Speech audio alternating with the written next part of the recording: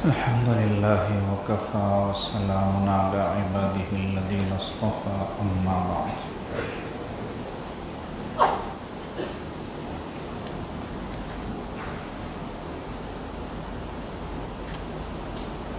أعوذ بالله من الشيطان الرجيم بسم الله الرحمن الرحيم الله ولي الذين آمنوا سبحان ربك رب العزة عما يصفون سلام على المرسلين والحمد لله رب العالمين اللهم صل على سيدنا محمد وعلى آل سيدنا محمد مبارك وسلم.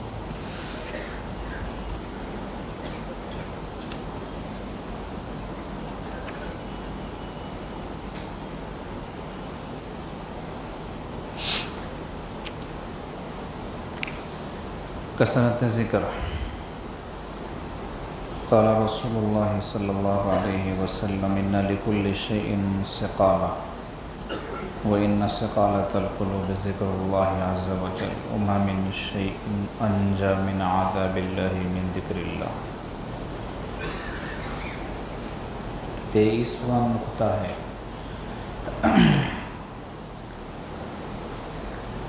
ولایت کی نعمت حاصل کرنے کے لیے کثرت ذکر.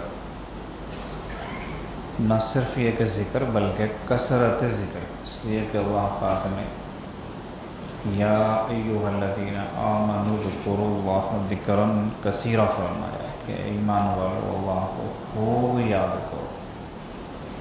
اور خوب یاد کرو کی تفسیر ہے کھڑے ہو کر، بیٹھ کر، لیٹ کر، ہر حال میں یاد کرو.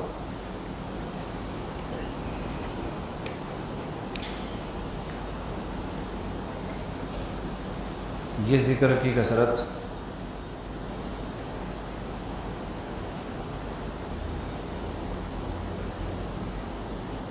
ہمارے سلسلہ عالیہ میں مراقبے کے نام سے جانی جاتی ہے.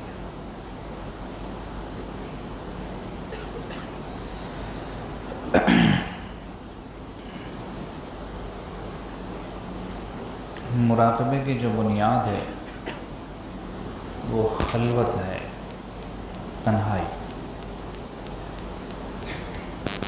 خلوت میں اللہ کو یاد کرنا نبی علیہ السلام کی سنت.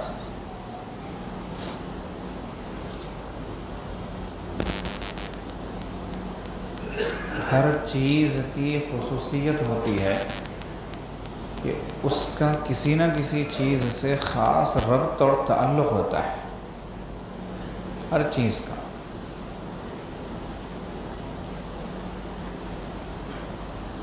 جیسے چڑیا کی خصوصیت یہ ہے کہ چہچہائے، اور چہچہانے کے لیے اس کو سب سے زیادہ جو اچھی جگہ لگتی ہے وہ دریاؤں کا کنارہ اور درختوں کی شاخیں. سہانا موسم ہو، ٹھنڈی ہوائیں چل رہی ہوں، صبح کا وقت ہو، زیادہ شور شرابہ نہ ہو دنیا کا، ایسے میں چڑیا کو چہچہانے میں، کوئل کو کو کو کرنے میں، بلبل کو چہکنے میں بہت مزہ آتا ہے. خصوصیت. ایسے ہی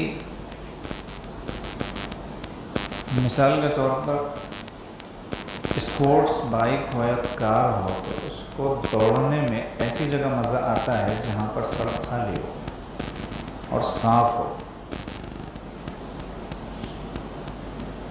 ہر چیز کی خصوصیت ہوتی ہے، اس کے ساتھ کوئی نہ کوئی چیز جڑی ہوئی ہوتی ہے، تبھی اس کا حق ادا ہوتا ہے. تو مراقبے کا حق ادا ہونے کے لیے خلوت ضروری ہے. اب اس خلوت کا مقصود کیا ہے؟ یکسوئی، انتشار ختم ہو، ذہن ادھر ادھر نہ بھٹکے،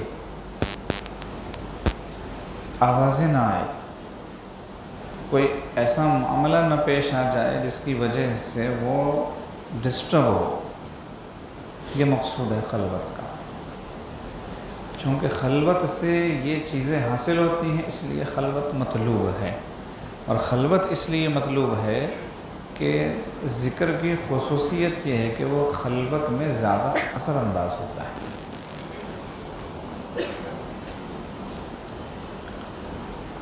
فرماتے ہیں قلب کے لیے اس گوشہ نشینی سے زیادہ افضل کوئی چیز نہیں جس گوشہ نشینی میں اس کا دل اللہ کی یاد میں ڈوب جائے۔ قلب کے لیے اس گوشہ نشینی سے زیادہ افضل کوئی چیز نہیں جس گوشہ نشینی میں اس کا دل اللہ کی یاد میں ڈوب جائے۔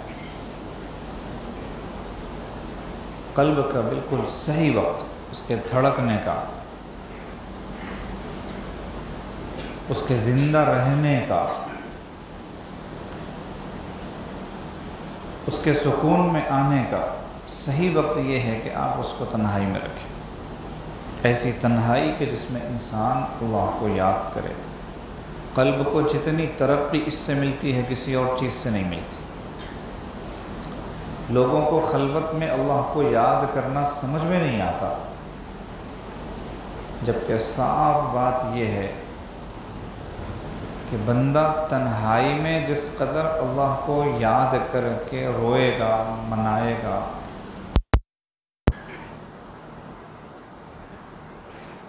غار حرا میں مہینوں نبی علیہ السلام نے خلوت نشینی اختیار کی، اس کے باوجود بھی اللہ کا حکم یہ ہو رہا ہے کہ روزانہ آپ کا کوئی وقت ایسا ہونا چاہیے کہ آپ لوگوں کے جھمیلوں سے فارغ ہوں اور میری طرف متوجہ ہوں۔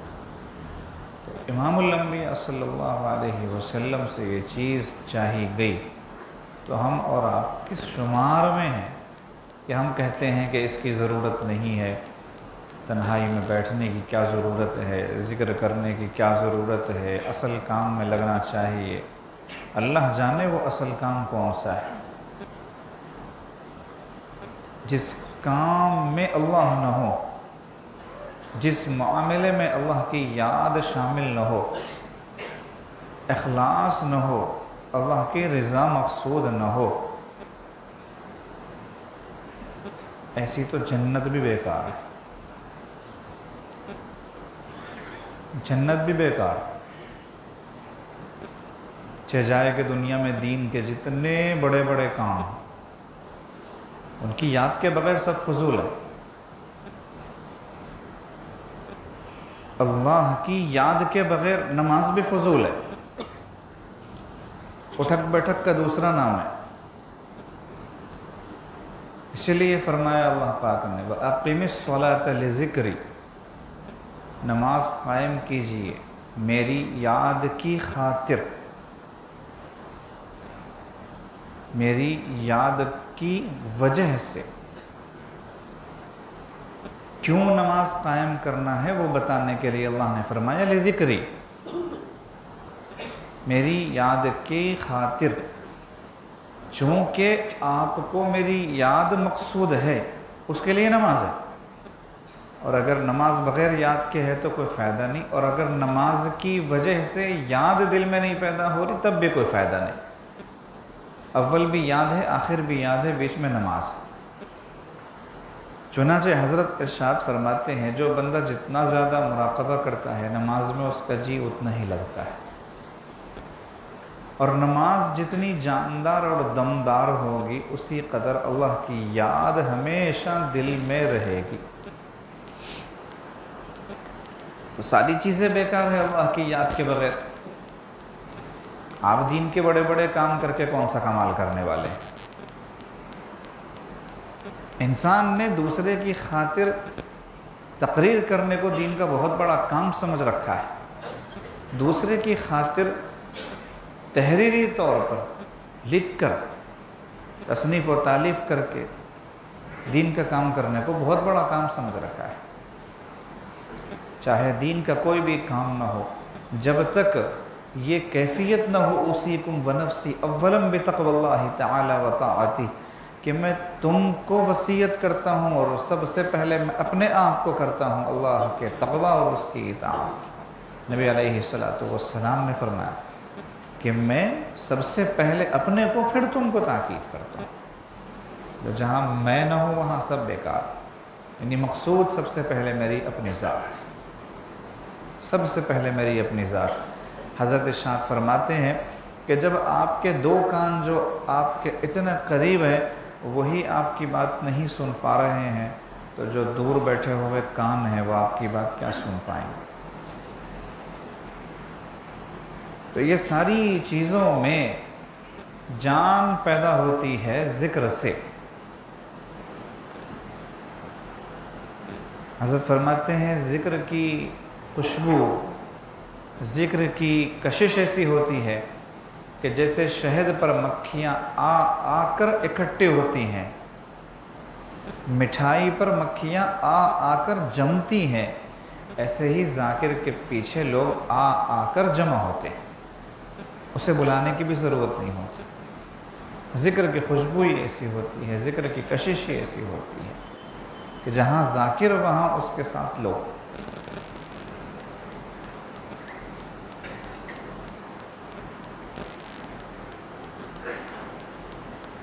انبیاء کرام علیہم السلام کی سنت ہے خلوت، اور صدیقین کی آرزو ہے۔ صدیقین تمنا کرتے ہیں، حضرت اقدس باندوی رحمۃ اللہ علیہ کا شعر ہے، تمنا ہے کہ اب کوئی جگہ ایسی کہیں ہوتی، اکیلے بیٹھے ہوتے یاد ان کی دل نشیں ہوتی۔ تو یہ اکیلے بیٹھے ہونا ان کی تمنا ہوتی ہے، آرزو ہوتی ہے، لیکن وہ موت تک ہو نہیں پاتی پوری، اس لیے کہ جب اللہ نے پیچھے لگا دیا مخلوق کو تو وہ تو پھر قبر میں دفنا کے ہی واپس جاتی۔ یہ تمنا ہمارے اندر ہونی چاہیے کہ اکیلے بیٹھے ہوتے یاد ان کی دل نشیں ہوتی۔ جب تک ذمہ داری سر پر نہ ڈالی جائے شکر منانا چاہیے اللہ کا کہ اکیلے بیٹھے رہیں گے، کوئی پرسان حال ہی نہیں ہوگا۔ مرم اللہ سے کہیں گے جو تو میرا تو سب میرا، فلک میرا زمین میری، جو ایک تو نہیں میرا تو کوئی شے نہیں میری۔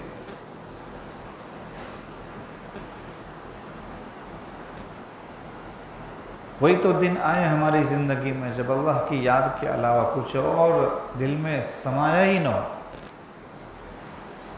کوئی خیال ہی نہ ہو۔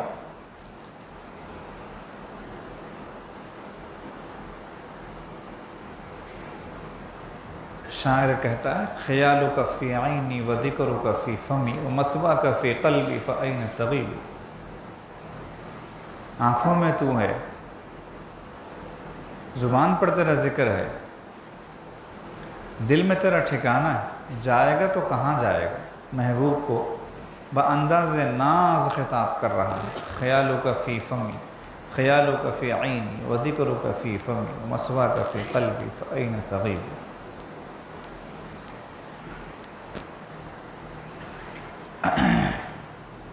یہ چیزیں جو ہے نا چکھنے سے تعلق رکھتی ہیں، چکھنے سے، بولنے سے، سننے سے یہ چیزیں سمجھ میں نہیں آتی۔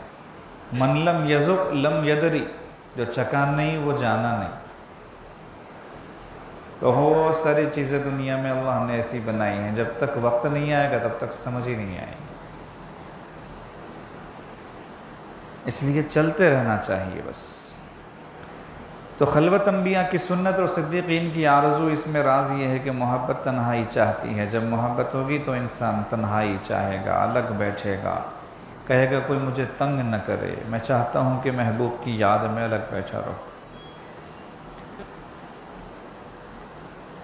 تو نبی علیہ السلام کو غار حرا میں اللہ نے بٹھایا،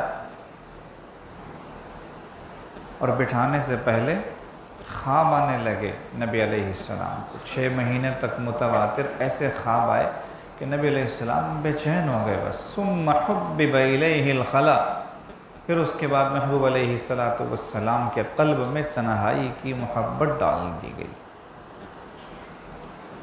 تنہا رہنا چاہتے تھے، تو غار حرا میں جانا شروع کیا۔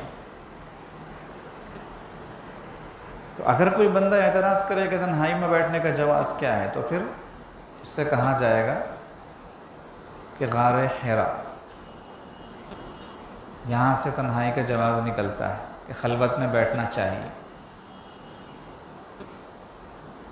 بعض لوگ کہتے ہیں کہ جب ذمہ داری ڈالی گئی، وحی نازل ہوئی، تو پھر نبی علیہ السلام کبھی تنہائی میں بیٹھے ہی نہیں، امت کے لیے پوری زندگی بس گھلتے رہے، تڑپتے رہے۔ یہ غلط فہمی ہے، کم علمی ہے۔ یہ ہو ہی نہیں سکتا کہ نبی علیہ السلام کو اللہ کسی چیز کا حکم دے اور آپ باز آ جائیں، وہ حکم پورا نہ کریں۔ غار حرا سے اترنے کے بعد، وحی کے نازل ہونے کے بعد، لوگوں میں مشغول ہونے کے بعد کا حکم ہے، فَإِذَا فَرَغْتَ فَانْصَبْ وَإِلَىٰ رَبِّكَ فَارْغَب۔ اور اسی لیے نبی علیہ السلام نے ایک وقت نکالا تھا جس میں اللہ اور آپ کے علاوہ کسی تیسرے کی گنجائش نہیں تھی۔ لی مع اللہ وقت، میرا اللہ کے ساتھ خاص وقت متعین ہے۔ پھر یہ کیسے کہا جا سکتا ہے کہ آپ نے جب ذمہ داری ڈالی گئی تو تنہائی کی طرف پلٹ کر بھی نہیں دیکھا؟ غلط فہمی ہے، کم علمی ہے۔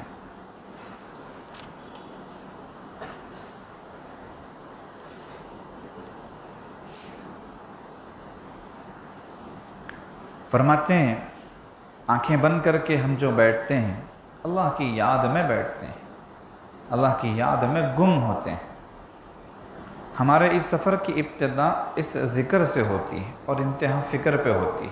ذکر کیا ہے، فکر کیا ہے، بعد میں سمجھیں گے۔ جتنا اچھا انسان ذکر کرے گا، فکر میں اس کی پرواز ویسی ہی ہوگی۔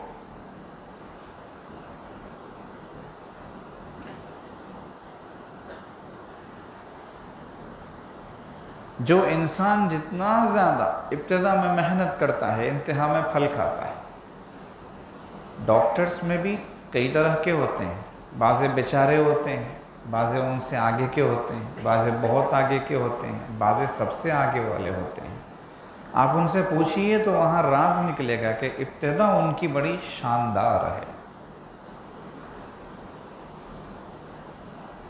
بہت محنت کی، بہت زیادہ اپنے کو تھکایا کھپایا، بہت زیادہ اپنے آپ کو جگایا، تو انتہا ان کی ویسی ہوگی۔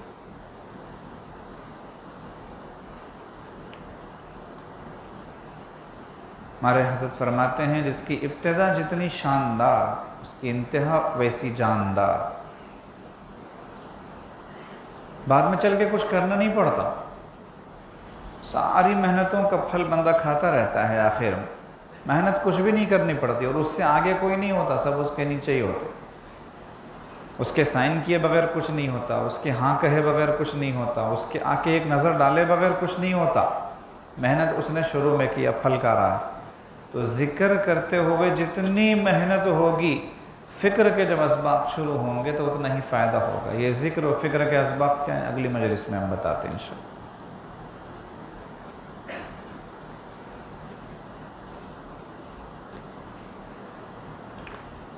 تو الگ تھلگ رہنا محبین کی نشانی ہے۔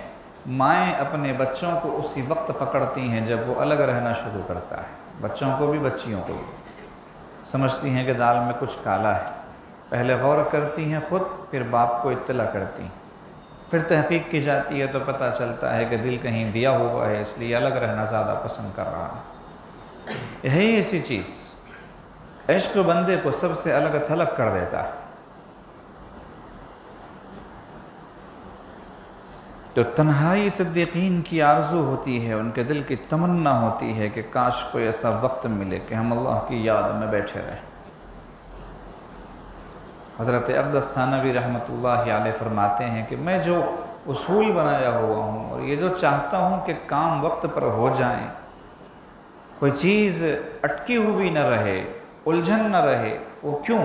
اس لیے کہ میں چاہتا ہوں کہ کچھ وقت فارغ اگر مل جائے تو اللہ کی یاد میں بیٹھوں، بس اسی مقصد کے تحت فارغ وقت مل جائے تو اللہ کی یاد میں بیٹھو۔ ایک بزرگ فرماتے ہیں جب اللہ پاک اپنے بندے کو معصیت کی ذلت سے نکال کر عبادت کی عزت کی طرف لے جانے کا ارادہ فرماتے ہیں تو اسے تنہائی سے مانوس کر دیتے ہیں۔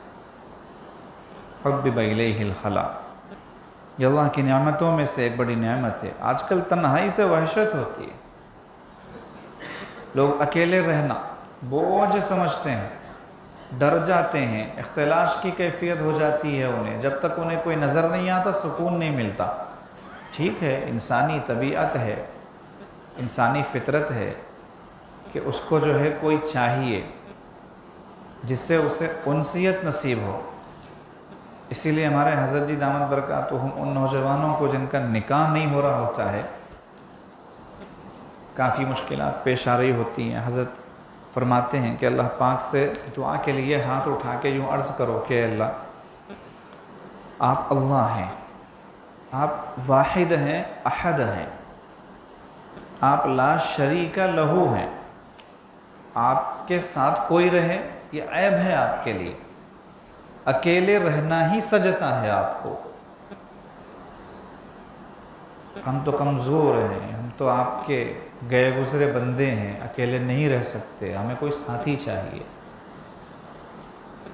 اس لیے آپ اپنی مرضی والا کوئی ساتھی ہمیں نصیب فرما دیجیے۔ حضرت فرماتے ہیں کہ اس انداز سے دعا میں نے جن سے بھی کروائی ہے چند دن میں ہی ان کا مسئلہ بن گیا، یعنی نکاح ہو گیا۔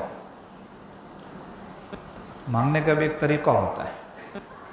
یہاں بندے نے اپنی ذلت پیش کی اللہ کے سامنے کہ اللہ آپ ہیں نا، آپ کو اکیلا رہنا سجتا ہے، آپ نے مجھے اکیلا رکھ دیا اتنے دنوں تک، میں تو بندہ ہوں، میں آپ کی برابری کیسے کر سکتا ہوں، مجھے تو کوئی انسیت دینے والا چاہیے، مانوس ساتھی چاہیے۔ ایسی باتیں کرو تو بڑے خوش ہوتے ہیں، جب جو ہے ذکر کی بات کرو، فکر کی بات کرو، سوتے رہتے، کب تک دنیا میں پھنسے رہو گے، آخر چھوڑ کے جانا ہے کہ نہیں دنیا ایک دن۔ قبر حشر بھی تو یاد آنی چاہیے کم از کم 24 گھنٹے میں ایک دفعہ۔ انہی چیزوں میں مست و مگن، یہی باتیں کرو تو مسکراہٹ پھیل جاتی، چہروں پر ہنسی آ جاتی، اور تف یہ ہے کہ پرانے ہو کر بھی آدھے گھنٹے مراقبے تک نہیں پہنچے۔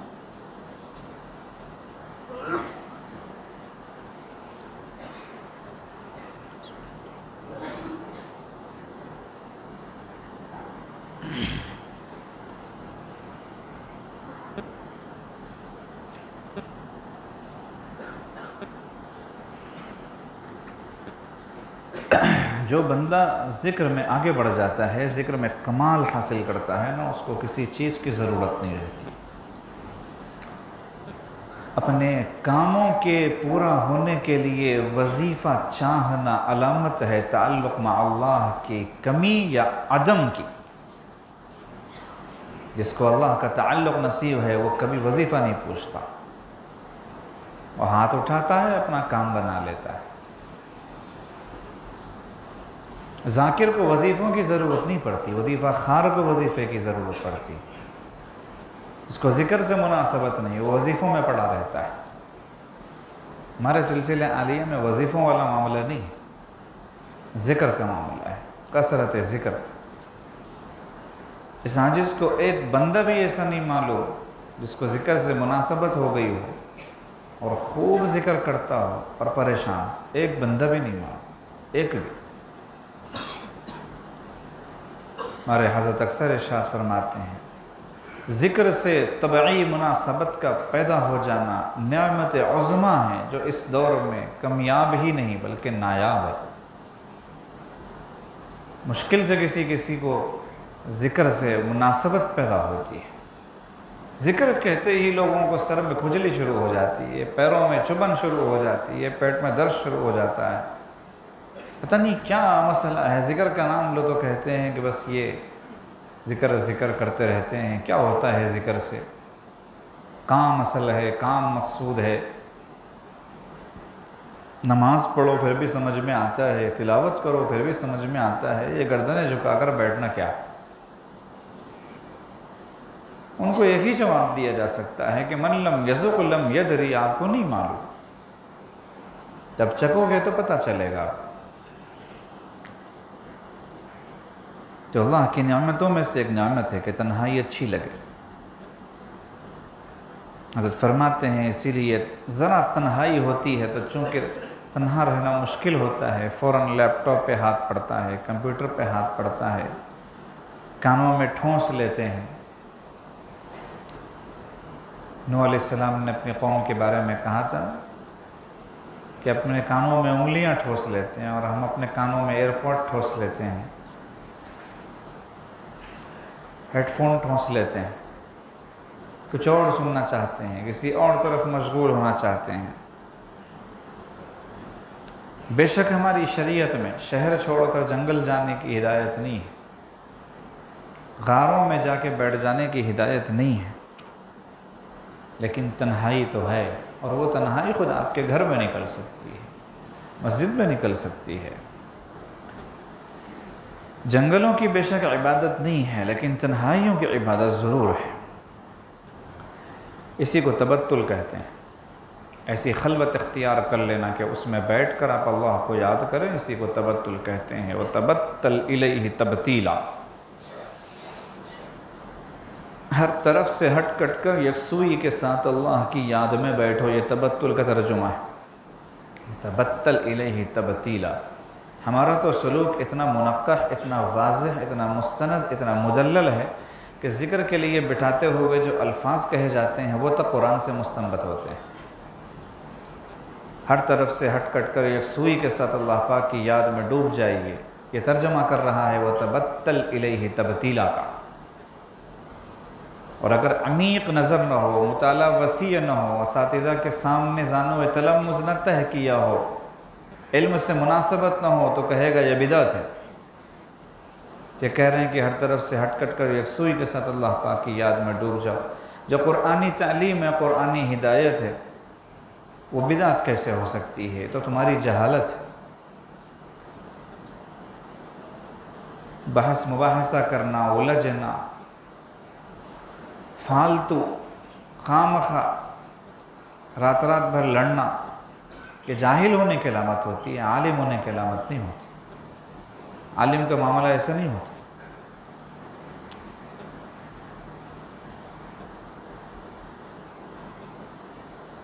تو اللہ کے نام کا ذکر کرنا بھی مطلوب ہے، اور اس کے لیے خلوت اختیار کرنا بھی مطلوب ہے۔ وَاذْكُرِ اسْمَ رَبِّكَ وَتَبَتَّلْ إِلَيْهِ تَبْتِيلًا۔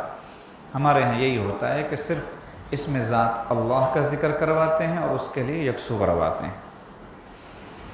امام غزالی رحمۃ اللہ علیہ فرماتے ہیں عافیت کے 10 حصے ہیں، ان میں سے 9 حصے خاموشی کے ہیں اور 1 حصہ لوگوں سے الگ ہونے میں ہے۔ عافیت اگر چاہیے تو عافیت کا مطلب اس میں 10 چیزیں ہیں، 10 میں سے 9 چیزیں خاموشی میں پوشیدہ ہیں، جو بولتا اس کو وہ چیز نہیں ملتی، اور 1 چیز جو ہے لوگوں سے الگ رہنے میں چھپی ہوئی ہے، لوگوں سے الگ رہے گا تو ملے گی۔ فرماتے ہیں ہمارے سلسلے میں تو ایک ہی بات کی جاتی ہے کہ خاموشی اختیار کرو۔ اصل میں ہم نے چپ کے مزے ہی نہیں دیکھے، باتوں کے مزے پائے تو باتوں میں لگے رہے۔ چپ کے مزے اگر آ جاتے تو ہم بولنا پسند نہیں کرتے۔ حضرت مولانا جلال الدین رومی رحمۃ اللہ علیہ فرماتے ہیں چشم بندو گوش بندو لب بند، گر نبینی سر حق برمن بخند، کہ پہلے تم آنکھیں بند کر لو، کان بند کر لو، زبان بند کر لو، خاموشی اختیار کرو، پھر اس کے باوجود بھی اگر اللہ تمہیں نہ ملے تو ہمارا مذاق اڑاؤ، آپ کو کہو اس وقت آ کے۔ آج تو آنکھیں کھلی رہتی ہیں، دوسروں کے چہروں پہ پڑتی ہیں، انسان ان کے عیب ڈھونڈتا ہے، کان دوسروں کی باتیں سنتے ہیں، زبان بندی نہیں ہوتی، کیا فائدہ ہوگا؟ مبتدی کے لیے خاموش رہنا زیادہ ترقی کا باعث ہوتا ہے۔ مبتدی مطلب ہم سب جو ابھی بس ابتداء میں ہیں، چل رہے ہیں، سلوک طے کرنا چاہتے ہیں، تو انسان آنکھ بند کرے، کان بند کرے، زبان بند کرے، اللہ کی معرفت نصیب ہو جاتی ہے۔ بولنے سے اللہ کی معرفت نصیب نہیں ہوتی۔ حضرت خواجہ ابوالحسن خرقانی رحمۃ اللہ علیہ فرماتے ہیں میں نے عافیت تنہائی میں پائی اور سلامتی خاموشی میں پائی۔ حضرت ابن سیرین رحمۃ اللہ علیہ فرماتے ہیں انسان اللہ کی خاطر تنہائی اختیار کرے تو یہ عبادت ہے۔ تنہائی اختیار کرنے کا سب سے پہلا فائدہ یہ ہے کہ انسان زبان کے گناہوں سے بچ جاتا ہے۔ انسان بات کم کرتا ہے، غیبت نہیں ہوتی، بہتان نہیں لگاتا، گالی نہیں بکتا، چغلی نہیں کرتا، جھوٹ نہیں بولتا، وغیرہ وغیرہ۔ خاموش رہنے سے زبان کے گناہ نہیں ہوتے۔ دوسرا فائدہ تنہائی اختیار کرنے کا یہ ہے بدنگاہی نہیں ہوتی۔ مجمع میں جائے گا، لوگوں میں گھسا پٹا رہے گا، بازاروں میں پھرے گا، رشتہ داروں میں زیادہ ملے گا جلے گا تو بدنگاہی ہوں۔ تیسرا فائدہ حفظ القلب ہے کہ قلب کی حفاظت ہوتی ہے۔ سالک تنہائی میں ہوگا تو قلب کے اندر لوگوں کی باتوں سے جو اثرات ہوتے ہیں وہ نہیں ہوں گے اور نہیں ریا آئے گی۔ دو چیزیں، لوگوں میں رہے گا، کسی نے کچھ کہہ دیا، کسی نے کچھ کہہ دیا، دل متاثر ہو جاتا ہے، پھر اس کو لے کے بندہ پریشان رہتا ہے۔ تنہائی میں رہے گا تو یہ مصیبت ہی نہیں، کس نے کیا کہا، کسی نے کچھ نہیں کہا، کیونکہ میں ہوں ہی تنہائی میں۔ اور دوسری بات، کچھ بھی کرے بندہ تنہائی میں، ریا نہیں آئے گی اس کے پاس۔ مجمع میں کرے گا تو سوچے گا لوگ دیکھ رہے ہیں، ایسے کروں ویسے کروں۔ تنہائی میں کوئی دیکھنے والا ہی نہیں، فیما بینہ و بین اللہ، اللہ دیکھ رہے ہیں، وہ کر رہا ہے، ریا نہیں آئے گی۔ کیونکہ ریا کے لیے لوگوں کا ہونا ضروری ہے۔ یراؤن الناس، لوگوں کو دکھاتے ہیں، اب لوگ ہی نہ ہوں تو ریا کیسی؟ چوتھا فائدہ خاموشی کا، تنہائی کا، حصول الزہد فی الدنیا، دنیا میں زہد حاصل ہو جاتا ہے، حصول القناعۃ منہا، اور جتنی دنیا ملی ہوئی ہے وہ اسے کافی ہو جاتی ہے۔ زہد کہتے ہیں دل میں دنیا کا نہ ہونا، چاہے جیب میں جتنی ہو، دل میں نہیں ہونی چاہیے۔ اگر کوئی بندہ چاہتا ہے کہ لوگ اس سے محبت کریں تو اس کا راز یہ ہے کہ زہد اختیار کرے لوگوں سے، یعنی لوگوں کے پاس جو چیزیں ہیں ان سے دل نہ لگائے۔ ازہد فیما عند الناس یحبک الناس، لوگوں کے پاس جو کچھ ہے ان سے تم زہد اختیار کرو، لوگ تم سے محبت کرنے لگیں گے، کیونکہ ان کو پتہ ہے کہ اس کو ہماری چیزوں سے، ہم سے کوئی مطلب ہی نہیں ہے، کھانسی نہیں ڈالتا ہمیں، تو آتے ہیں پیچھے محبت کرتے ہیں۔ ان کو جب یہ خطرہ لگ جاتا ہے کہ یہ دستے سوال دراز کرے گا، یہ کچھ نہ کچھ پوچھے گا، تو بھاگ جاتے ہیں۔ زہد اگر اللہ کے لیے حاصل کرنے کا جذبہ نہ بھی پیدا ہو تو کم از کم یہ سوچ کے زہد حاصل کرنا چاہیے ابتدا میں کہ دنیا کا اکثر حصہ بخیلوں کا ہی ہے، سخی بہت کم ہے۔ بخیل تو بخیل ہے ہی، سخی بھی بخیل ہے، کیونکہ اس کی جہاں مرضی ہوتی وہاں خرچ کرے گا، ہر جگہ خرچ نہیں کرے گا۔ جہاں جہاں خرچ کرنا چاہیے وہاں وہاں خرچ نہیں کرتا، جہاں مرضی ہوتی وہاں خرچ کرتا ہے۔ تو سخی تو ہے لیکن بخیل ہے، اور بخیل تو بخیل ہے ہی۔ تو بخیل بھی ہو سخی بھی ہو، دونوں میں عموم خصوص من و جن کی نسبت ہوتی ہے، یہ بھی بخیل ہے وہ بھی بخیل ہے، دونوں بخیل ہیں۔ یہ الگ بات ہے کہ سخاوت کے ساتھ بخیل ہے دوسرا۔ تو جب لوگ جو ہے سخی ہو کر بھی بخیل ہیں تو ہم زاہد کیوں نہ بنے؟ پانچواں فائدہ ہے السلامۃ من صحبت الاشرار، برے لوگوں کی صحبت سے انسان بچ جاتا ہے۔ اکیلا رہے گا تو برے لوگ ملیں گے ہی نہیں اسے، یا رہے بانس نہ بجے بانسری۔ چھٹا فائدہ یہ ہے کہ ذکر اور عبادت کے لیے انسان فارغ ہو جاتا ہے، لوگوں کے ساتھ رہے گا تو اس کی فرصت نہیں ملے گی، چائے کے نام پہ کئی کئی گھنٹے ضائع ہو جائیں گے کیونکہ دوستوں کے ساتھ تھا۔ ساتواں فائدہ ہے راحت القلب والبدن، دل اور بدن کو راحت مل جاتی ہے، سکون، چین، اطمینان نصیب ہوتا ہے اکیلے رہنے سے۔ ساتھ رہے گا تو نہ دل کو راحت نصیب ہوتی نہ بدن کو راحت نصیب ہوتی۔ آٹھواں فائدہ ہے کہ نفس بھی محفوظ رہتا ہے، نفس کے اندر جو خباثتیں، برائیاں جنم لیتی ہیں وہ مجمع کی وجہ سے جنم لیتی ہیں۔ کسی نے تعریف کر دی، نفس پھول گیا، اب اکیلا رہا، کسی نے تعریف ہی نہیں کی تو نفس پھولا ہی نہیں، وغیرہ وغیرہ۔ اس طرح کی کئی چیزیں ہیں جو نفس سے متعلق ہیں، تو نفس محفوظ رہتا ہے۔ باہر گیا مجمع میں، بدنگاہی ہوئی، نفس مچل گیا، خامخواہ نفس کو بگاڑ دیا۔ اگر باہر نہیں جائے گا، بدنگاہی نہیں ہوگی، نفس محفوظ رہے گا۔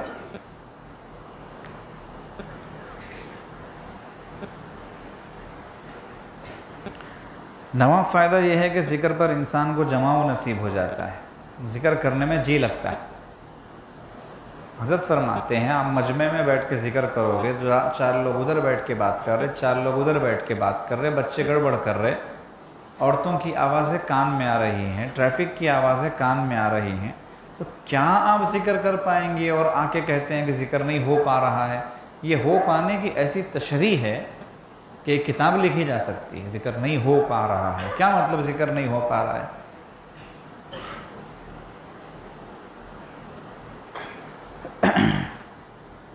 کثرت ذکر کے جو فائدے ہیں ان میں پہلا یہ ہے کہ ذکر سے دل کی صفائی ہوتی ہے۔ نبی علیہ السلام نے فرمایا لِكُلِّ شَيْءٍ سِقَالَةٌ وَسِقَالَةُ الْقُلُوبِ ذِكْرُ اللَّهِ، ہر چیز کو صاف کرنے کے لیے ایک سیقل ہوتا ہے، ریگمال کہتے ہیں، ریگمال سمجھتے؟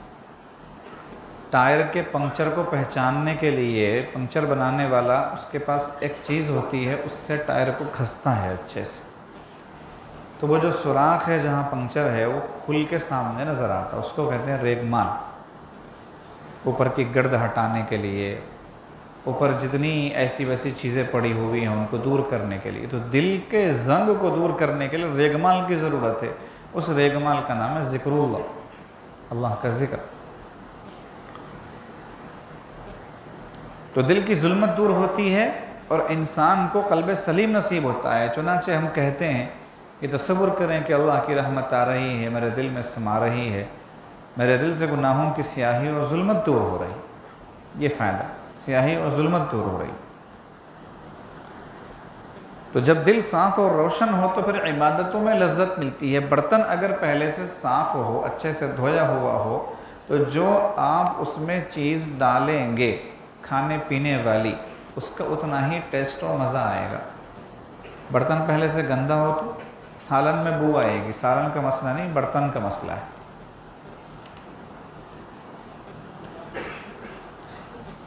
تو عبادت میں لذت دل کی صفائی کی بنیاد پر ملتی ہے، اور خیر کی ہر بات اس پر اثر کرتی ہے۔ یوں نکلی زبان سے بات دل پہ اثر کر گئی۔ قلوب کے اندر متاثر ہونے کی صلاحیت ہوتی ہے بشرطے کہ دل صاف ہو، ورنہ قرآن بھی فائدہ نہیں پہنچاتا۔ لو طہرت قلوبکم ما شبعتم من کلام اللہ، اگر تمہارے دل پاک ہوتے، صاف ہوتے، تو تم اللہ کے کلام سے کبھی سیراب نہ ہوتے۔ حضرت عثمان غنی رضی اللہ تعالیٰ عنہ کا فرمان ہے، تمہارے دل ہی گندے ہیں، تم قرآن پڑھو گے تو کیا مزہ آئے گا تمہیں؟ تیرا دل تو ہے صنم آشنا، تجھے کیا ملے گا نماز میں، ایسے ہی تجھے کیا ملے گا قرآن میں۔ لوگ قرآن پڑھتے ہیں بیزار ہو جاتے ہیں تھوڑی دیر میں۔ ایک مومن ہو، قرآن پڑھے اور بیزار ہو، سمجھ میں آنے والی بات نہیں ہے۔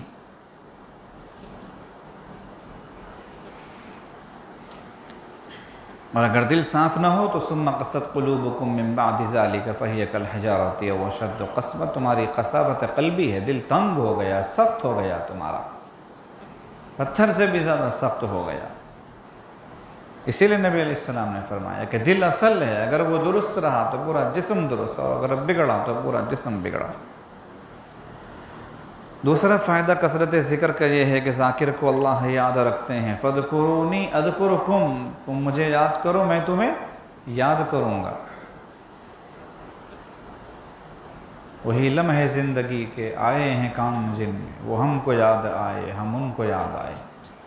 تو ایک دوسرے کی طرف سے یاد کا معاملہ ہوتا ہے، اللہ بندے کو یاد کرتے، بندہ اللہ کو یاد کرتا، اللہ بندے کو یاد کرتے۔ فَاذْكُرُونِي أَذْكُرْكُمْ، تو مجھے یاد کرو میں تمہیں یاد کروں۔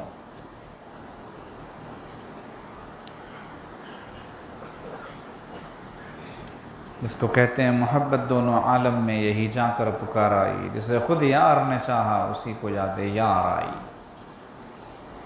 کس قدر خوش قسمت ہیں وہ لوگ جو ہر وقت اللہ کو یاد کرتے ہیں۔ اللہ ایسے بندوں کا ذکر فرشتوں کی جماعت میں کرتے ہیں۔ تیسرا فائدہ، ذاکر سے اللہ کی دوستی ہوتی ہے۔ اللہ نے حضرت موسیٰ علیہ السلام کو فرمایا انا جلیس من ذکرنی، میں ذاکر کے ساتھ ہوتا ہوں۔ ہم نشین ہوتا ہوں، جب وہ مجھے یاد کرتا ہے میں اس کے پاس بیٹھا ہوا ہوتا ہوں۔ انا جلیس من ذکرنی، اس قدر شرف کی بات ہے کہ اللہ نے اپنا ہم نشین کہا کہ میں اس کے ساتھ بیٹھا ہوتا ہوں۔ اب سوچے جس کے دل میں ہر وقت اللہ کی یاد ہے، ہمیشہ اللہ اس کے ساتھ، ہمیشہ اللہ اس کے ساتھ، اسی کو حضوری کہتے ہیں۔ لیکن ہم جیسے غافلوں کو اور لذات نفس میں پڑے ہوئے، نفس کی خواہشات کی زنجیروں میں اکڑے ہوئے، شیطان کی غلامی میں پڑے ہوئے لوگوں کو ان چیزوں کا کیسے مزہ آئے گا، ان چیزوں کی بھنک ہی کیسے پڑے گی۔ لہذا ہمیں چاہیے کہ اپنے دلوں سے غفلت نکالیں، اللہ کی یاد سے دلوں کو مزین کریں تاکہ ہم اللہ کے دوست بن جائیں۔ جو شخص اللہ کا ذکر کرتا، جو نہیں کرتا، ان کی مثال زندہ اور مردہ کسی ہے۔ جو انسان جتنا زیادہ ذکر کرے گا، ماں سوى اللہ سے اس کا دل بیزار ہوگا، ماں سوى اللہ سے اس کا دل بیزار ہوگا، مخلوق سے کٹے گا۔ ایک بزرگ تھے جو کوئی بھی ان سے ملنے آتا، السلام علیکم، السلام، خیریت، کوئی ضروری بات ہو تو بتائیے۔ پھر فرماتے کہ دیکھو آخرت کی تیاری مجھے بھی کرنی ہے، تمہیں بھی کرنی ہے، السلام علیکم۔ کوئی تیسری بات ہی نہیں ہوتی تھی۔ 24واں نقطہ ہے ولایت حاصل کرنے کے لیے علم دین حاصل کرنا۔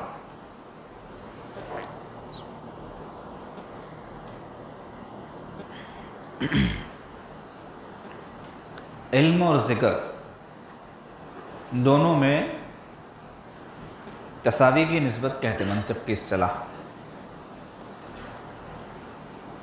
علم اور ذکر دونوں ایک دوسرے سے ملے ہوئے ہیں۔ علم ہو تو ذکر ہونا چاہیے، ذکر ہو تو علم ہونا چاہیے۔ صرف علم ہو تکبر آئے گا، علم کے ساتھ ذکر ہو تو تکبر نہیں آئے گا۔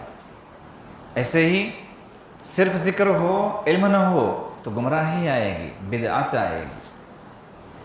ذکر کے ساتھ علم ہو تو توازن اور اعتدال پیدا ہوگا۔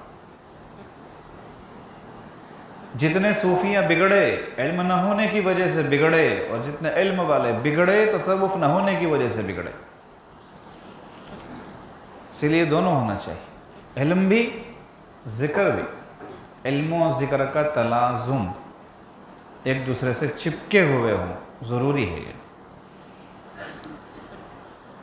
تو علم دین حاصل کرنا، حضرت فرماتے ہیں ہمارے سلسلہ عالیہ نقشبندیہ میں جہاں سالکین کو طریقت کے راستے پر چلایا جاتا ہے، وہیں انہیں شریعت کے علوم حاصل کرنے کی بھی ترغیب دی جاتی ہے۔ جہاں پر خانقاہ کی تعمیر ہوئی وہیں پر باقاعدہ مدرسہ و دینی تعلیم کا سلسلہ بھی شروع ہوا۔ تمام سالکین کو چاہیے کہ وہ کم از کم اپنے علاقوں میں باضابطہ علماء سے علم دین حاصل کریں، یا مدرسے میں داخلہ لے کر پڑھ سکتے ہوں تو بہت اچھا ہے، پڑھیں، یا کسی عالم دین سے گزارش کر کے کوئی وقت متعین کر لے، ان کی خدمت میں جا کے علم حاصل کریں، یا پھر جو نئے دور کے اعتبار سے نیا طریقہ ایجاد ہوا ہے آن لائن پڑھنے کا، وہ طریقہ اختیار کریں۔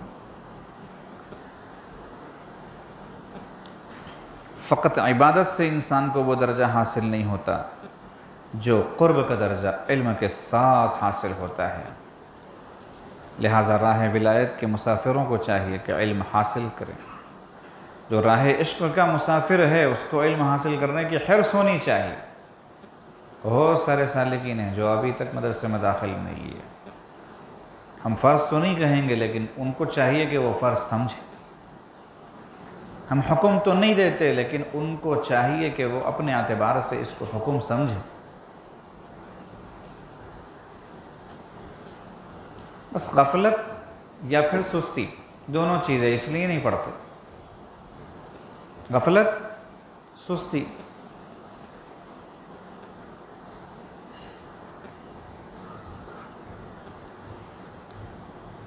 علم نافع کون سا علم ہوتا ہے؟ جو ہمیں اللہ سے قریب کرے۔ علم غیر نافع کون سا علم ہوتا ہے؟ جو ہمیں اللہ سے دور کرے۔ تو علم نافع کی دعا سکھائی نبی علیہ السلام نے، اللہم انی اسألک علما نافعا، اے اللہ میں آپ سے علم نافع کا سوال کرتا ہوں۔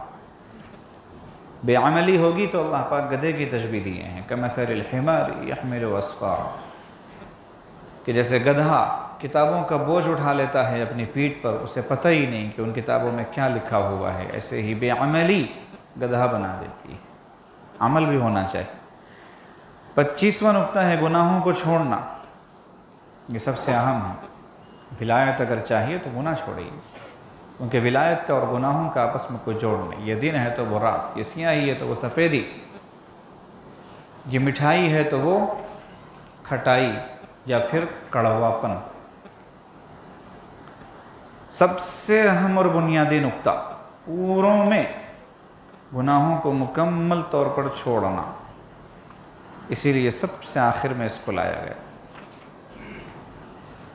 ختامہ مسک کے طور پر، کہ آخر میں جو ہے مشک کی مہر ہوتی ہے، ویسے آخر میں سب سے اہم نقطہ کہ گناہوں کو چھوڑنا۔ بھاگ بھاگ کے نیکیاں کرنا صالحین کا شعار ہے، اور کبھی بھی گناہ نہ کرنا یہ صدیقین کا شعار ہے۔ اگر ہم بھاگ بھاگ کے نیکی کریں گے صالحین میں شامل ہوں گے، اور کبھی بھی گناہ نہ کریں گے تو صدیقین میں شامل ہوں گے۔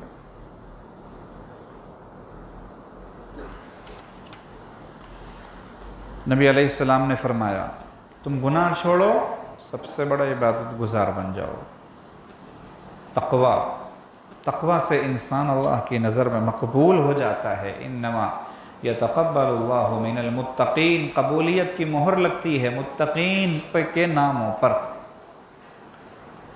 واللہ یحب المتقین، محبوبیت نصیب ہوتی ہے متقیوں کو، برکت ملتی ہے کس کو؟ وَلَوْ أَنَّ أَهْلَ الْقُرَىٰ آمَنُوا وَاتَّقَوْا لَفَتَحْنَا عَلَيْهِمْ بَرَكَاتٍ مِّنَ السَّمَاءِ۔ پھر آخر میں اللہ کی رضا ملتی ہے متقیوں کو، أُولَٰئِكَ الَّذِينَ امْتَحَنَ اللَّهُ قُلُوبَهُمْ لِلتَّقْوَىٰ لَهُم مَّغْفِرَةٌ وَأَجْرٌ عَظِيمٌ رضی اللہ عنہم ورضوا عنہ، اللہ راضی ہو جاتا ہے تقوی کی برکت سے۔ حضرت عمر رضی اللہ عنہ کا قول ہے سب سے افضل عبادت ترک المعصیہ، گناہوں کو چھوڑ۔ حضرت حسن بصری رحمۃ اللہ علیہ فرماتے ہیں کہ پوری دنیا کو دیکھا جائے کہ مختلف لوگ مختلف عبادتیں کر رہے ہیں، ان میں سب سے افضل آدمی وہ ہوگا جو اس وقت کوئی گناہ نہیں کر رہا ہوگا۔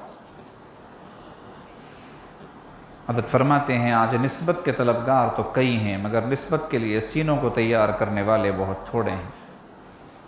پوری دنیا پھر کر دیکھ لیجئے، سب میں خواہش پرستی، نفس پرستی، ہوا پرستی رہ گئی ہے، خدا پرستی سے غافل ہے۔ بتوں کو توڑ تخیل کے ہوں گے پتھر کے، یعنی جو چیز تمہارے لیے خدا بن چکی ہے اس کو اپنے ذہن سے نکالو، اپنے دل سے نکالو،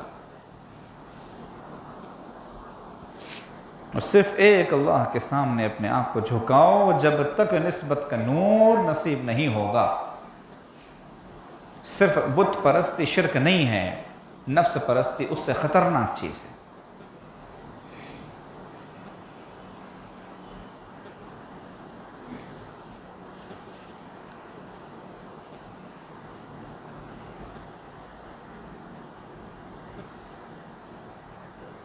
فرماتے ہیں حال دل جسے میں کہتا کوئی ایسا نہ ملا، بت کے بندے تو ملے اللہ کا بندہ نہ ملا۔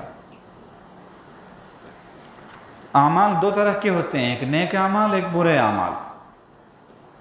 نبی علیہ السلام کے طریقے کے مطابق اللہ کا حکم پورا کرنا اعمال صالحہ میں لگنا سمجھا جاتا ہے، اور اس سے ہٹ کر جو کچھ بھی ہے وہ اعمال سیئہ، برے اعمال۔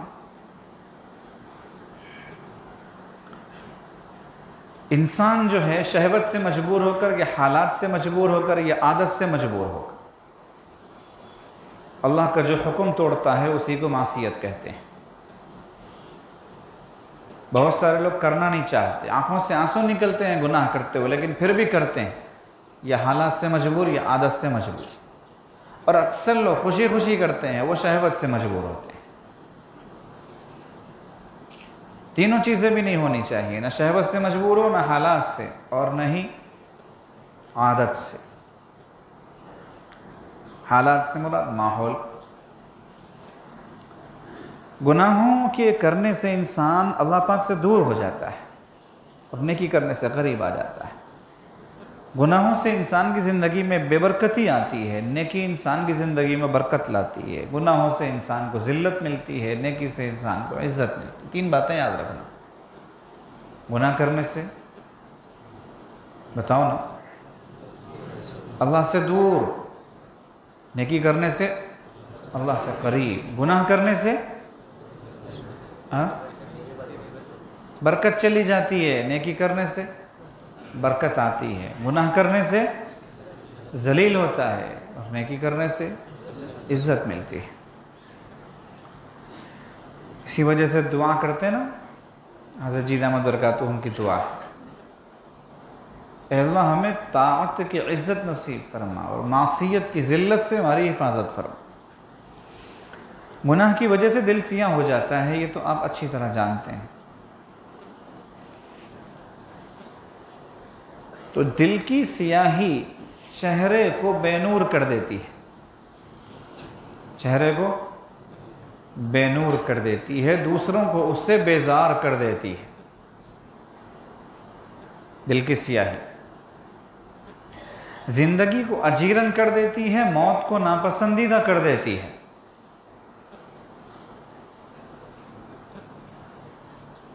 روح کو ختم کر دیتی ہے، جسم کو کمزور کر دیتی ہے۔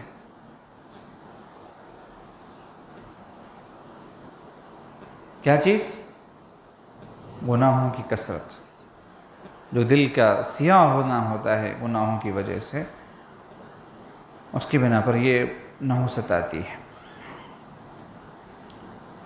گناہ کا ایک اثر یہ ہوتا ہے کہ نیکی کی لذت سے اللہ محروم کر دیتے۔ نماز پڑھتا پھیکی، تلاوت کرتا کوئی مزہ نہیں، ذکر کرتا مزہ ہی نہیں آتا، کچھ بھی کرتا مزہ نہیں آتا، اب کہتا پھرتا ہے کہ کوئی مزہ نہیں آتا۔ کیسے آئے گا مزہ؟ کوئی مزہ نہیں، کوئی خوشی نہیں، تیرے بغیر زندگی موت ہے، زندگی نہیں۔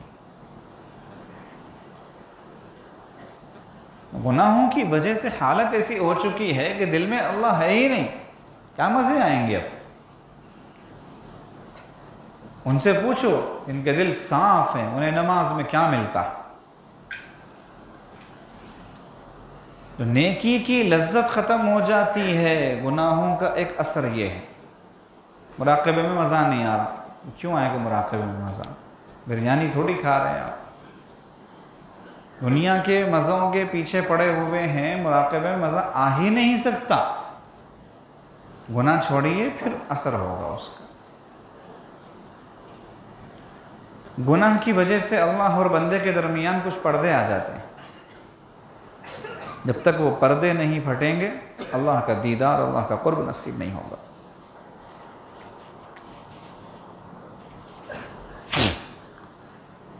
ہم گنہگار ہیں، ہمارے اندر فلاں عیب ہیں، ان کا علم ہمیں ہو جانا، ان کا احساس ہو جانا، یہ اللہ کی ہم پر نظر رحمت پڑھنے کی علامت ہے۔ اس لیے کہ حضرت امام ربانی مجدد الفسانی رحمۃ اللہ علیہ ارشاد فرماتے ہیں، جب اللہ پاک کسی بندے کو قبول فرمانا چاہتے ہیں تو اسے دید قصور عطا فرماتے ہیں کہ اس کی نگاہوں میں اس کے عیوب کھل جاتے ہیں، اس کے گناہوں کا اسے علم ہو جاتا ہے۔ فرماتے ہیں آج ہمیں جتنی فکر اپنے ظاہر کی ہے اس سے زیادہ فکر باطن کی ہونی چاہیے۔ من کو چھوڑ کر تن کو محنت کا ہم نے میدان بنا لیا ہے۔ سارے کے سارے تن خواہ کے پیچھے پڑے ہیں، ایک بھی نہیں ہے جو من خواہ کے پیچھے ہو۔ تنخواہ چاہیے، تنخواہ چاہیے، تنخواہ، تن ہی تو خواہ ہے نا، من کب خواہ بنے گا؟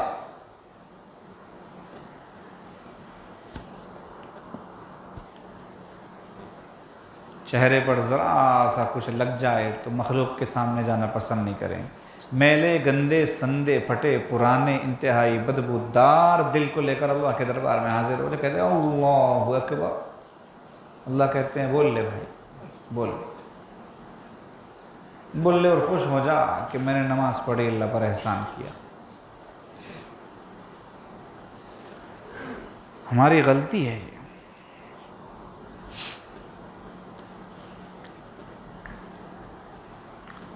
فرماتے ہیں ایک ہے گناہ، ایک ہے سرکشی، دونوں میں فرق ہے۔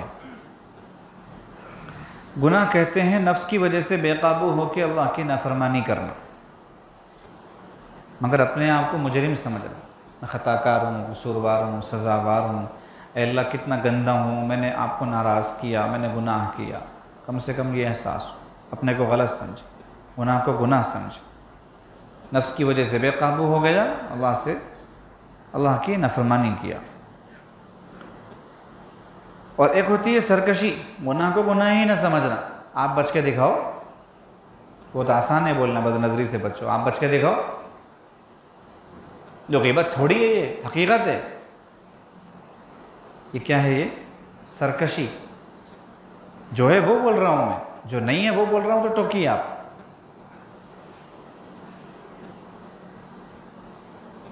یہ سب چیزیں، تجارت چلے گی جھوٹ کے بغیر نہیں چلتی، سود کے بغیر نہیں چلتی، دفتری کام رشوت کے بغیر ہی نہیں ہوتا. آپ یہ سب کر کے دکھاؤ. یہ جو ڈھیٹ پن ہے یہ سرکشی کہلاتا ہے. سرکشی. ایک ہوتا ہے نوٹ کا پھٹنا، ایک ہوتا ہے نوٹ کا پھاڑنا. پھٹا ہوا نوٹ ہو، آپ بینک والے کو لے جا کے دیں، وہ اسے لے گا، آپ کو صحیح نوٹ دے گا، اور وہی نوٹ بینک والے کے سامنے آپ پھاڑیں، پولیس کو بلائے گا. جرم ہے. سرکشی بندے کو کفر تک پہنچا دیتی ہے. ایمان پر خاتمہ جو ہے مشکوک ہو جاتا ہے. تو گناہ کرنے والے کے لیے واپسی کا راستہ پھر بھی آسان ہے، لیکن سرکشی کرنے والے کے لیے واپسی کا دروازہ بند کر دیا جاتا ہے. اس لیے سرکشی نہیں کرنی چاہیے. لوگ کہتے ہیں تمہاری داڑھی کی عمر ہی نہیں ہے. کفر تک پہنچانے والا جملہ ہے. کلمہ پڑھنا چاہیے اس کو دوبارہ. نکاح بھی کبھی کبھی ٹوٹ جاتا ہے، پھر اس کے بعد زنا کرتے ہیں میاں بیوی. ہلکے پھلکے جملے ہوتے ہیں یہ، لیکن انسان کے ایمان کو ختم کر دیتے ہیں. کیا مطلب ہوتا ہے اس کی یہ کہنے کا کہ داڑھی کی عمر تھوڑی ہے؟ داڑھی کی کوئی عمر ہوتی ہے؟ نماز کی کوئی عمر ہے؟ بالغ ہو گئے انسان، مکلف ہو گیا، اب پڑھو نماز. داڑھی نکلنی شروع ہو گئی، اب رکھو اس کو ہمیشہ. تو ایسے نہیں کرنا چاہیے. تو کبیرہ گناہ کا یہ معاملہ ہے. صغیرہ گناہ اگرچہ چھوٹا ہو، لیکن چھوٹا جیسے بڑا ہوتا ہے نا، چھوٹا بچہ بڑا ہوتا ہے، چھوٹی چیزیں بڑی بھی ہوتی ہیں. چند باتیں ہیں جن کی وجہ سے صغیرہ گناہ کبیرہ بن جاتا ہے. اگر اصرار کر رہا ہے، اصرار مطلب بار بار کر رہا، بار بار کر رہا، وہ کبیرہ بن جاتا ہے.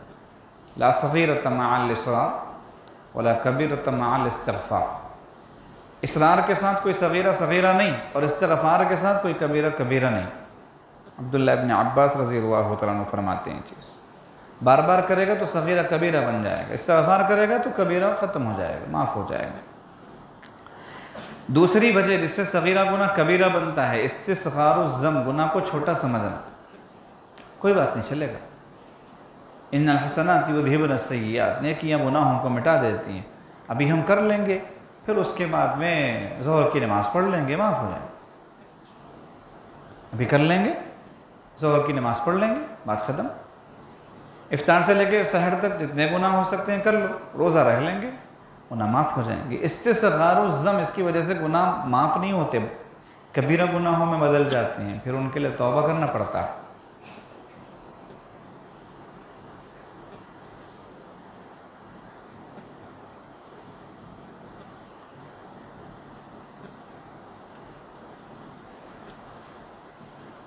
لا الہ الا اللہ. لہٰذا انسان کو چاہیے کہ گناہ کے مواقع سے اجتناب کرے. جو گناہوں کی مواقع ہیں انسان اپنے آپ کو ان سے دور لے جائے. چھوڑ دے وہ جگہیں جہاں نافرمانیوں کا ارتکاب ہوتا ہو. کہیں غیبت ہوتی ہو وہاں جانا بند کرو. جہاں شراب پی جاتی ہو محفلوں سے توبہ کرو. جہاں فلمیں دیکھی جاتی ہیں ان کی بو باس سے بھی دور رہو. آج کے دوست کل قیامت کے دن دشمنی بننے والے ہیں. الاخلاء یومئذ بعضهم لبعض عدو الا المتقین. سوائے متقیوں کے وہاں سارے دوست دشمن بن جانے والے ہیں، تقوی والے ہی دوست رہیں گے آپس میں، باقی جتنی دوستیاں ہیں سب دشمنیوں میں بدلیں گے۔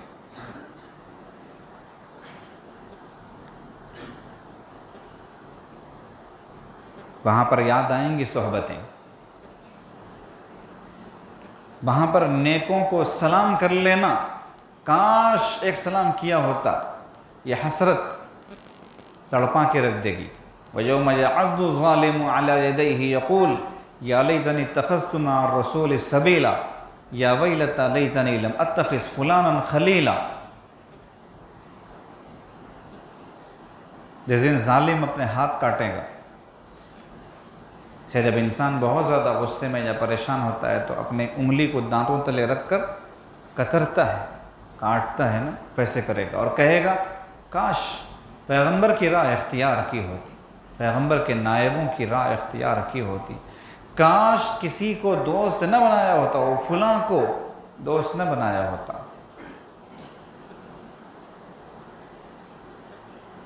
تو ایسے کئی گناہ جن کو ہم چھوٹا سمجھتے ہیں، کسی کی نظر قابو میں نہیں، کسی کی زبان قابو میں نہیں، کسی کا کچھ معاملہ، کسی کا کچھ معاملہ، یہ گناہ کو چھوٹا سمجھنا گناہ کو بڑا بنا دیتا ہے۔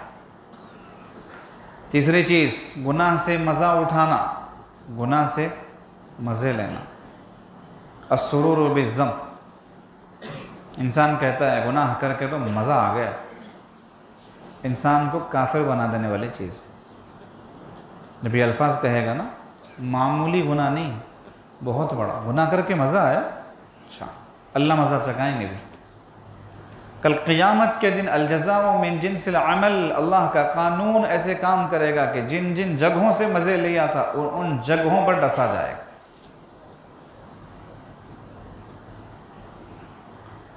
اللہ کی ستر پوشی پر جرأت کرنا، یہ چوتھی چیز ہے۔ گناہ صغیرہ کو کبیرہ بنانے والی چیز، اللہ پاک بندے کو ڈھانپ لیتے ہیں، درگزر کرتے ہیں تو اور جری بن رہا، اور بہادر بن رہا، اور کوئی اللہ کو چیلنج کر رہا، یہ چیز گناہ کو کبیرہ بنا دیتی ہے۔ کیسے ہوتا ہے؟ ایک آدمی نے گناہ کیا، اللہ نے ڈھانپ دیا، اب دوستوں کی محفل میں جا کے بول رہا ہے میں کر کے آیا، میں نے ایسے کیا، میں نے پہلے ایسے کیا، پھر ایسے کیا، یہ پلاننگ کی، پھر اس کے بعد میں اس طریقے سے میں نے گناہ کیا۔ اللہ نے تو ڈھانپ دیا تھا نا بندے، تو نے کیوں کھولا اس سے؟ واللہ اسے ذلیل کر دیتے۔ مزید جرأت۔ پانچویں چیز جس سے گناہ صغیرہ کبیرہ ہوتا ہے، کھلم کھلا گناہ کرنا۔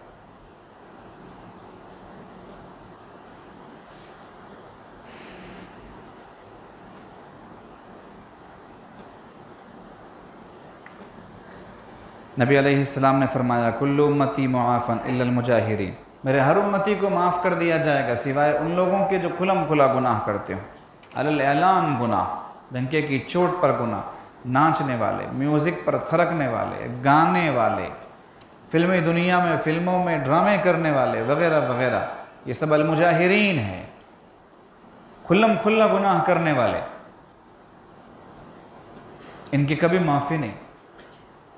لوگ انہیں آئیڈیل بناتے ہیں اپنا، ان کو اپنا نمونہ سمجھتے ہیں، افسوس۔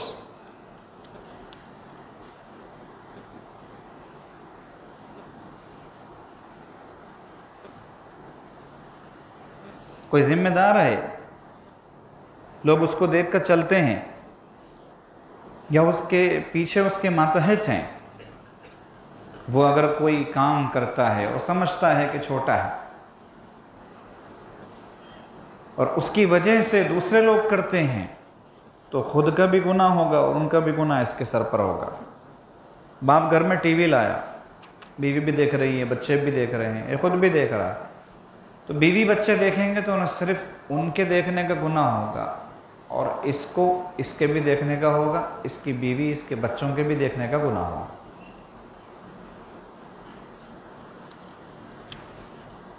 حالانکہ وہ ٹی وی لا کے رکھا گھر میں اور مسجد میں نماز پڑھ رہا، ذکر کر رہا،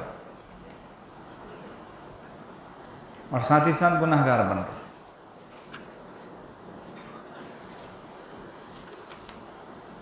گناہ چھوڑنے پر محنت کرنی چاہیے. تو کہتے ہیں گناہ چھوڑنا تو بہت مشکل ہے. جی مشکل ہی، آسان ہوتا تو پھر تو ماشاءاللہ ہوتا کہ سارے کے سارے قطب ہو جاتے ہیں. رات میں گناہ چھوڑ لے، صبح قطب سمجھتے.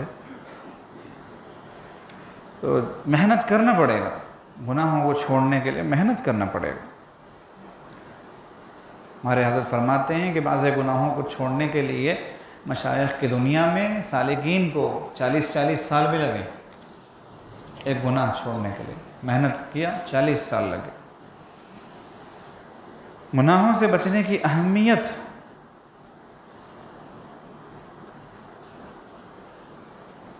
کہ اللہ کے حکم کی عظمت اپنے دل میں پیدا کرے.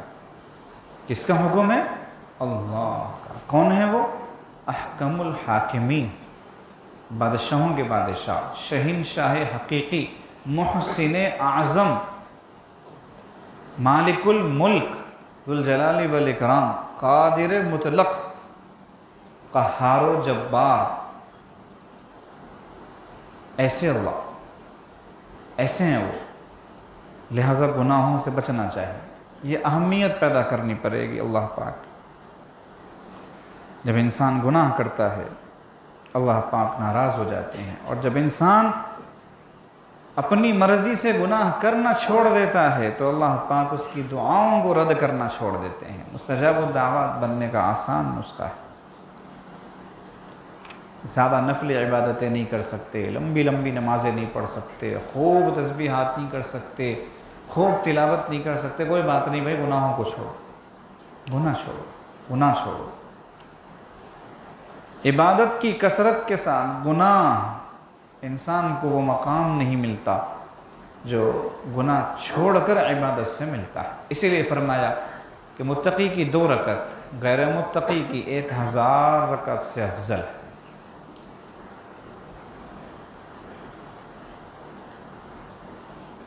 جو آدمی گناہوں سے بچتا ہے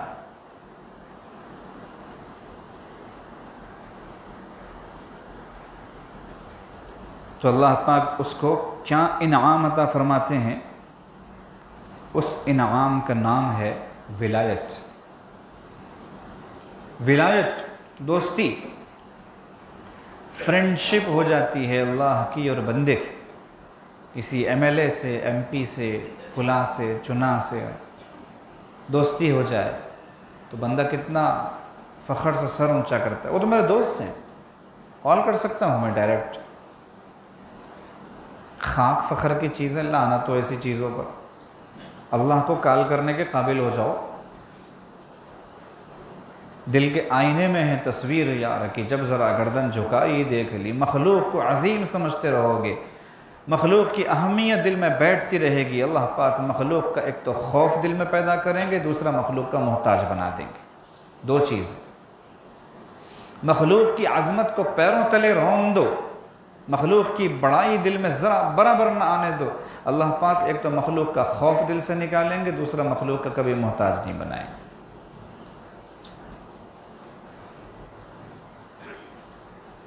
یار رہے یا رب تو میرا، اور میں تیرا یار رہوں. ہم دونوں ایک دوسرے کے دوست رہیں گے، ہمیں تیسرا کو کیوں چاہیے؟ میاں بیوی کسی تیسرے کو آنا برداشت کرتے ہیں، تیسرے کا آنا پسند کرتے ہیں. خاص طور پہ ان کی خلوت کے وقت میں کوئی تیسرا ہضم ہوتا، دودھ پیتا بچہ ہضم نہیں ہوتا، تیسرا تو دور کی بات. خود انہی کا پیدا کیا ہوا دودھ پیتا بچہ ہضم نہیں ہوتا.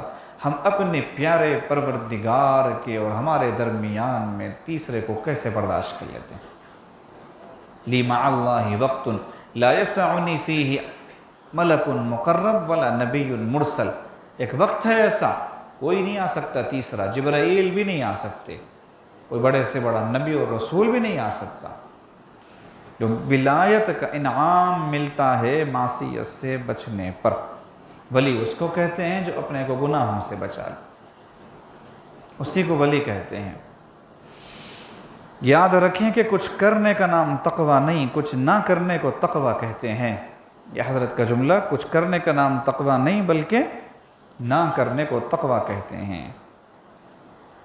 آسان الفاظ میں سمجھ لیجئے کہ تقوی یہ ہے کہ آپ ہر اس کام سے بچیں جس کو کرنے سے کل قیامت کے دن کوئی آپ کا گریبان پکڑنے والا نہ ہو۔ اتنی صاف و شفاف زندگی گزار کی، جیسے ایک انسان گاڑی لے کر گھر سے نکلتا ہے اور یہ چیلنج کرتا ہے کہ چاہے پولیس والے کتنا ہی مجھے پکڑنا چاہیں کچھ نہیں کر سکتے، میرے پاس سب پیپرز کلیئر ہیں، وہ جو پوچھیں گے میں بتاؤں گا، ڈنکے کی چوٹ پر نکلتا ہے۔ ٹھیک اسی طرح متقی آدمی کل قیامت کے دن پورے کروڑوں کے مجمع میں سر اٹھا کے فخر سے چلے گا کہ تم میں سے ایک بھی نہیں ہے جو مجھے آگے پکڑ سکے، میرا کسی سے کوئی مطلب نہیں، میں نے زندگی ایسی گزاری ہے کہ نہ کہیں داغ نہ کہیں دھبا۔ متقی انسان کا یہ معاملہ ہوتا ہے۔ ایسے ہی آدمی کو اللہ نے فرمایا ان اولیاؤہ الا المتقون، کہ اگر کوئی میرے دوست ہیں تو وہ تقوی والے ہیں، تقوی ہے تو دوستی ہے۔ سبحان اللہ وبحمدہ۔